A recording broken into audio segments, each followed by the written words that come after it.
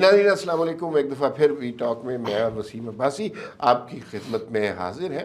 ناظرین، جب سے نگران حکومت آئی ہے آپ نے دیکھا ہے آپریشنز کا کچھ موسم آ گیا ہے۔ کبھی جو ہے ڈالر مافیا کے خلاف آپریشن شروع ہو جاتا ہے، کبھی سونے کے ذخیرہ اندوزی کرنے والوں کے خلاف آپریشن شروع ہو جاتا ہے، کبھی بجلی کے کنڈے ڈالنے والوں کے خلاف آپریشن شروع ہو جاتا ہے۔ اچانک ہی خبر آتی ہے کہ منشیات فروشوں کے خلاف بھی ساتھ ہی آپریشن شروع ہو گیا، اور اس طرح کے بہت سارے آپریشنز شروع ہو گئے ہوئے۔ اور آج کے اس ویلاگ میں پہلا سوال تو یہ ہے کہ یہ جو آپریشنز ہو رہے ہیں کیا اس سے کوئی فرق بھی پڑ رہا ہے، یا صرف یہ میڈیا کی کنزمپشن کے لیے ٹکر چل رہے ہیں، بریکنگ نیوز ہو رہی ہے، اس کا جو حقیقی اکانومی پہ کوئی فرق نہیں پڑا؟ وسیم بھائی صاحب کے پاس اس حوالے سے کچھ دلچسپ معلومات ہیں، تو وسیم صاحب کچھ شیئر کیجئے، آپریشن کیسے جا رہے ہیں؟ بالکل عمار صاحب، پہلے مجھے بتائیں کہ آپ چھوٹے آپریشن کے بارے میں بات کروں یا بڑے آپریشن کے حوالے سے؟ تو جو ایک بڑا آپریشن ہو رہا ہے نا پاکستان میں، سب سے بڑا، وہ ڈالر کے حوالے سے ہو رہا ہے، اور ڈالر کا آپ نے دیکھا ہے کہ اس کے اثرات سب کو نظر آ بھی گئے ہیں کہ 30-35 روپے قیمت کم ہو چکی ہے جب سے آپریشن ہوا ہے۔ ایون انٹر بینک پہ فرق پڑا ہے، انٹر بینک میں 305 روپے سے ڈالر اب جو ہے 295 روپے 95 پیسے تک پہنچا ہے۔ پھر اس کے بعد جو اچھی بات ہوئی ہے کہ چینی کے خلاف جو ہر آدمی کی، کنزیومر کی ایک ضرورت ہے جو گھر میں یوز ہوتی ہے، حالانکہ بہت اچھی، زیادہ یوز نہیں کرنی چاہیے، مگر وہ چینی ظاہر ہے ایک یوز ہوتی ہے پاکستان میں، ہر گھر میں چائے بنتی ہے اور لیکن باقی بھی چینیوں سے ہمارا رشتہ بھی تو بڑا ہاں، تو وہ جو یہ دوسری چینی ہے کھانے والی، تو اس چینی کے حوالے سے دیکھیں سنجیدہ بات ہو رہی ہے، اب پھر انٹرپٹ کر رہے ہیں تو مسئلہ ہوگا۔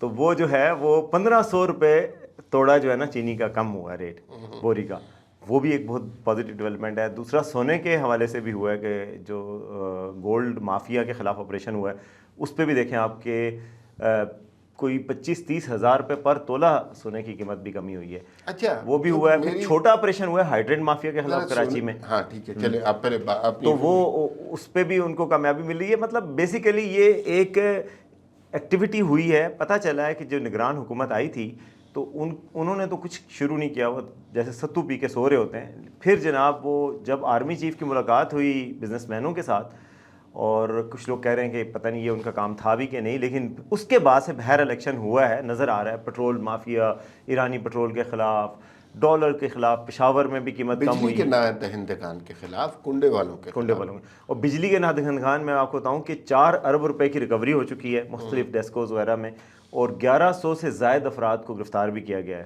کنڈے ڈالنے والوں کو۔ ایک آپ کو واقعہ سناؤں کہ کراچی میں ایک ملازم ہے جو ان کے کراچی الیکٹرک سپلائی کمپنی ہے، انہوں نے 1000 لوگوں کو بجلی دے رکھی تھی، ایک ملازم نے فلیٹس میں 1000 فلیٹس کو بجلی دے رکھی تھی۔ اب اس طرح کے واقعات ہو اور رہے یہ ہیں۔ کہ الیکٹرک کو اس کے بارے میں خبر نہیں ہوئی؟ خبر اب ایف آئی آر ہو گئی ہے، اب اس کا وہ ہو رہا ہے، لیکن پہلے مطلب ظاہر ہے یہ مافیاز ہیں نا، اور یہ اسی طرح آپریٹ کرتے ہیں۔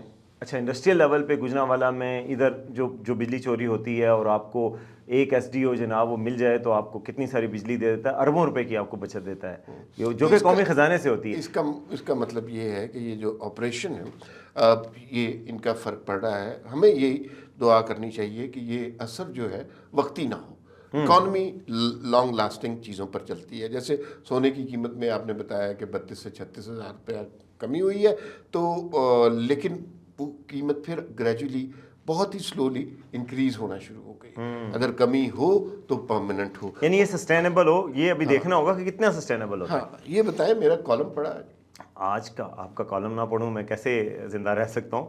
نہیں رہ سکتے، ہم کئی دفعہ پہلے بھی زندہ رہ چکے ہوئے ہیں، ایسی کوئی نئی تو بات۔ خدا نہ خواستہ ایسے بھی حالات نہیں ہیں کہ آپ کا کالم نہ پڑھوں۔ آپ نے یہ کیا لکھا ہے کہ نواز شریف صاحب یہ اب پاکستان ویسا نہیں رہا، تو کیا ان کی مقبولیت میں کمی آئی ہے خدا نہ خواستہ آپ کے نزدیک، یا پھر یہ کہ لوگ بدل گئے ہیں اور ظاہر ہے عمران خان زیادہ پاپولر ہیں اس وقت؟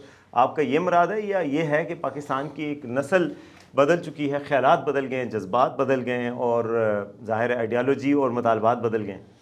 میرا ویسے اس کا مقصد یہی تھا، میں نواز شریف صاحب کو بہت کلوزلی فالو کرتا ہوں، اور وہ جس طرح ابھی بھی انہوں نے جنرل باجوہ کا نام لیا، بڑی اچھی بات ہے۔ اینٹی اسٹیبلشمنٹ ہونا، سول سپریمیسی کی بات کرنا بہت اچھی بات ہے، لیکن میرا مقصد یہ تھا کہ اسی طرح مسلم لیگ نون کا دھیان اس طرف پڑے کہ وہ 4 سال پہلے جب 2019 میں نواز شریف گئے تھے ملک سے، وہ زمانہ اور تھا. اب زمانہ بہت بدل گیا ہے، پاکستان بہت بدل گیا ہے، حالات بہت بدل گئے. اس وقت سب سے بڑا نعرہ یہ تھا کہ ووٹ کو عزت دو. اس وقت سب سے بڑا نعرہ یہ ہے کہ بجلی کے بل کم کرو. اس وقت سب سے بڑا نعرہ یہ ہے کہ اس ملک سے بھوک، افلاس، غربت کم کرو. جب لوگوں کے پیٹ میں روٹی نہ ہو تو نظریے کی سیاست میرے خیال میں مشکل ہوتی ہے. مجھے نہیں پتا، ہو نظریے کی سیاست تو بہت اچھی بات ہے، لیکن جب افلاس اس طرح گھر گھر ناچ رہا ہو تو پھر کس طرح لوگ نظریے کے بارے میں سوچ سکتے ہیں؟ تو انہیں اپنی کمیونیکیشن سٹریٹجی چینج کرنی چاہیے. انہیں نعرہ کوئی اور کوائن کرنا چاہیے، کوئی اور بات کرنی چاہیے. یہ بات کہ جب ہمارا دور تھا 2016 میں پیٹرول 65 روپے لیٹر تھا، یہ ویسے تو بہت خوش کن بات ہے، چینی لیکن کہتے ہیں 55 روپے ہاں، کلو تھی. لیکن اس دوران اب انہیں احساس کرنا چاہیے کہ 16 ماہ حکومت شہباز شریف صاحب کی بھی رہی ہے. اب لوگ مہنگائی کا مورد الزام عمران خان کو اتنا نہیں ٹھہراتے، کیونکہ جو رہی صحیح کسر تھی وہ شہباز شریف اور اسحاق ڈار کی 16 ماہ نے پوری کر دی ہے.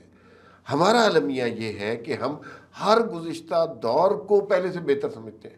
جب عمران خان کا دور حکومت تھا، مہنگائی مارچ ہو رہا تھا، ہونا چاہیے تھا، لیکن پھر اس کے بعد جو مہنگائی آئی لوگوں میں مارچ کرنے کی بھی سخت نہیں رہی.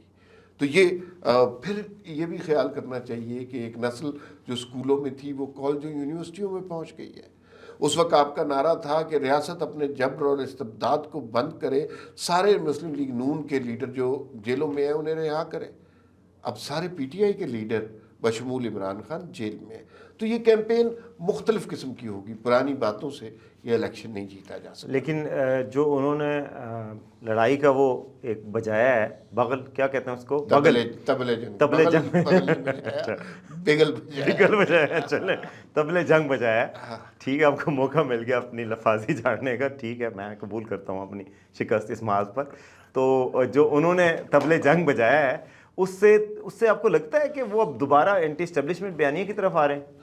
یار مجھے نہیں لگتا کہ وہ اینٹی اسٹیبلشمنٹ بیانیے کی طرف آ رہے ہیں، کیونکہ موجودہ حالات میں اس کا موسم نہیں ہے. لیکن جو ہے وہ شاید ان کے دل میں خواہش ہے کہ جو سزا وہ جنرل مشرف کو نہیں دے سکے وہ کسی طرح جنرل فیض حمید یا جنرل باجوہ میں سے کسی ایک کو دے سکے. تو وہ کیوں نہیں سمجھتے کہ اگر وہ ان کو نہیں دے سکے تو ان کو بھی نہیں دے سکیں گے؟ ہاں، اور یہ سمجھنی چاہیے. اور اس بات کو سمجھنے کا ایک طریقہ اور بھی ہے. آپ نے کل وہ جو ہے ری امیجننگ فورم والے جو ہمارے دوست ہیں ان کی بات سنی، کیا کہہ رہے ہیں؟ بالکل جی. دیکھیں مصطفیٰ نواز کھوکھر صاحب بڑے ینگ پولیٹیشین ہیں. ظاہر ہے ان کے پاس ماضی کا بیگیج تو ہے، ظاہر ہے ان کے والد صاحب کی ایک سیاست تھی جس میں وہ پیپلز پارٹی کے ساتھ بھی رہے، نون لیگ کے ساتھ بھی رہے نواز کھوکھر صاحب. لیکن مصطفیٰ نواز کھوکھر ایک ذرا ڈفرینٹ پوائنٹ آف ویو پیش کرتے ہیں، انسانی حقوق پہ بہت بات کرتے ہیں، اور جیسے ایک تازہ ہوا کا جھونکا ہوتا ہے سیاست میں، اس طرح ان کی مجھے تو بڑی اچھی لگی ہیں کچھ چیزیں. لیکن یہ جو بات کل انہوں نے کی ہے کہ ایک نئی سیاسی جماعت بنائی جائے اور جس میں ظاہر مفتاح اسماعیل ہوں گے، تقریباً ری امیجن پاکستان ہی ہوگا جو کہا ہے انہیں، ہوتی صاحب ہوں گے، شاید حقان عباسی ہوں گے، اور حامد میر صاحب نے نام بتاتے گئے اور وہ ہاں کرتے گئے ہیں مطلب بیسیکلی. تو وہ یہ ایک جماعت کا غلغلہ بلند ہو رہا ہے کہ جی ایک نئی جماعت آئے گی کیا. لیکن مجھے یہ لگتا ہے دیکھیں کہ ایک یہ جماعت ایسی ہوگی جس میں شاید حقان عباسی کا تو کچھ ووٹ بینک ہوگا، لیکن باقی تو کوئی ایسے لوگ نظر نہیں آ رہے جو اپنے اون پر کہیں عوام میں کچھ مقبولیت حاصل کر سکیں. یہ ایک قسم کی ٹیکنوکریٹ کی کوئی جماعت بنانا چاہیں تو وہ الگ بات ہے، کیونکہ اس میں زیادہ تر لوگ ہیں جو سینیٹر ہیں اور الیکشن جیتے بھی ہیں تو بہت چھوٹے مارجن سے کسی جماعت کی حمایت سے جیتے ہیں، کسی بڑی جماعت کی. تو کیا یہ جماعت ووٹرز کا کانفیڈنس حاصل کرنے میں کامیاب ہوگی، یا اس طرح کی ایک اور تحریک استحکام پاکستان یا خٹک صاحب کی جو پی ٹی آئی پی ہے اس طرح کی ایک جماعت ہوگی؟ اور یہ جماعت خود سے آئی ہے یا پتہ نہیں کیسے لائی جا رہی ہے تاکہ وہ جو ٹریڈیشنل پارٹیز ہیں ان کو ڈینٹ ڈالا جا سکے؟ تو کیا اس کا میرے خیال میں نا دیکھیں بہت سے گھوڑے دوڑا دیے جاتے ہیں، اس میں سے آگے کون وکٹری سٹینڈ تک کون پہنچتا ہے اس کا وقت ہی فیصلہ کرتا ہے. یہ نگران حکومت جو ابھی قائم ہے، یہ میں اور آپ اچھی طرح جانتے ہیں، اس میں جو بہتر کام ہو رہے ہیں وہ اس نگران حکومت نے نہیں کیے.